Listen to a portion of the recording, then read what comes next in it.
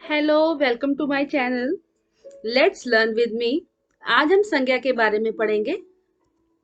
संज्ञा, जिसे कि इंग्लिश में नाउन कहा जाता है। संज्ञा की परिभाषा। संज्ञा किसे कहते हैं? किसी भी व्यक्ति, वस्तु, जाति, भाव या स्थान के नाम को संज्ञा कहते हैं।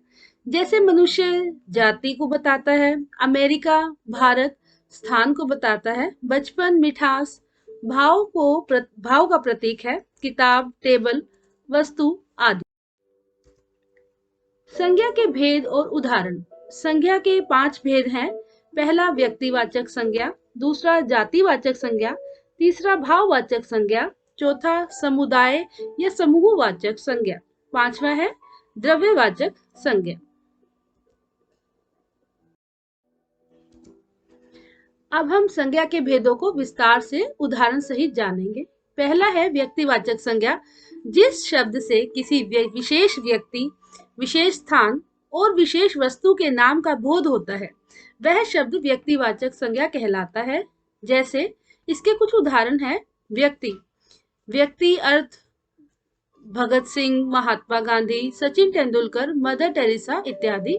स्थान दिल्ली, गोवा, मुंबई, जयपुर, शिमला इत्यादि। इमारत का नाम ताजमहल, लाल किला, हवा महल इत्यादि। व्यक्तिवाचक संज्ञा के उदाहरण, जैसे राम स्कूल जाता है, तो राम जो है वो व्यक्तिवाचक संज्ञा है। ताजमहल 7 अजूबों में से एक है। जो ताजमहल शब्द है वो व्यक्तिवाचक संज्ञा का सूचक है। शिमला एक पर्यटन स्थल है। अगला है जातिवाचक संज्ञा, जिस किसी एक शब्द से किसी संपूर्ण जाति का बोध हो, वह शब्द जातिवाचक संज्ञा कहलाता है। जैसे वस्तु कार, मोबाइल, टीवी, पुस्तक इत्यादि। स्थान पहाड़, तालाब, गांव, शहर इत्यादि। प्राणी पुरुष, स्त्री, गाय, शेर इत्यादि।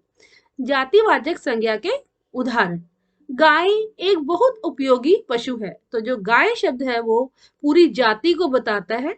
उसी तरह आज की स्त्री पुरुष के साथ कंधे से कंधा मिलाकर चल रही है, तो जो स्त्री और पुरुष है ये दोनों एक जाति को बताते हैं। पहाड़ हमें हर स्थिति में अगली जगह पर स्थिर व अटल रहने की प्रेरणा देते हैं। तो जो यहाँ पर पहाड़ है वो सभी पहाड़ जो है वो जाति को बता रहा है, उसका एक उदाहरण।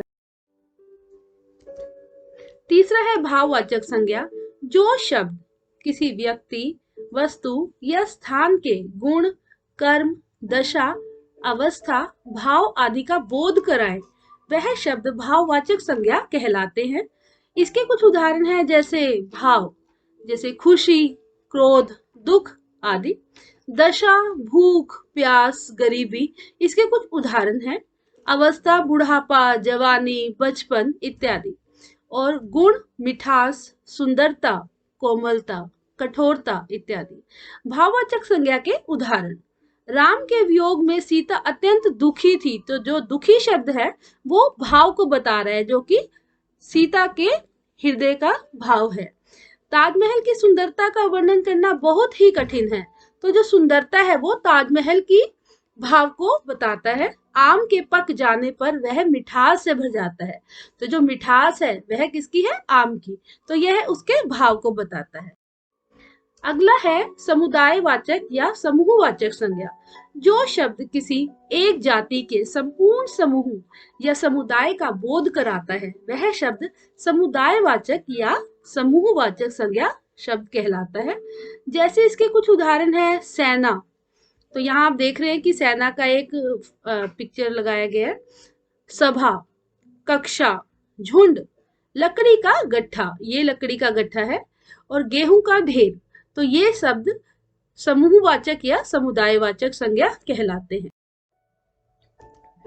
अगला 5वां है द्रव्यवाचक संज्ञा, जो शब्द किसी पदार्थ, धातु या द्रव्य को दर्शाता है या उसका बोध कराता है, वह शब्द द्रव्यवाचक संज्ञा शब्द कहलाता है। जैसे तेल, पानी, दूध, घी, लोहा, सोना, तांबा इत्यादि।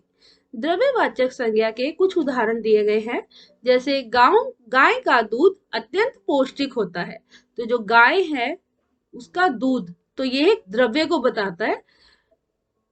लोहे से बने औजार बहुत मजबूत होते हैं। तो जो लोहा है वो एक धातु है। और पानी ही जीवन है, जो पानी है वो एक द्रव्य को दर्शाता है। तो ये सभी शब्द जो है वो द्रव्यवाचक संज्ञा कहलाते हैं। मेरी अगली वीडियो के लिए मुझे सब्सक्राइब करना ना भूलें। प्लीज लाइक, कमेंट और शेयर करिए। Thank you.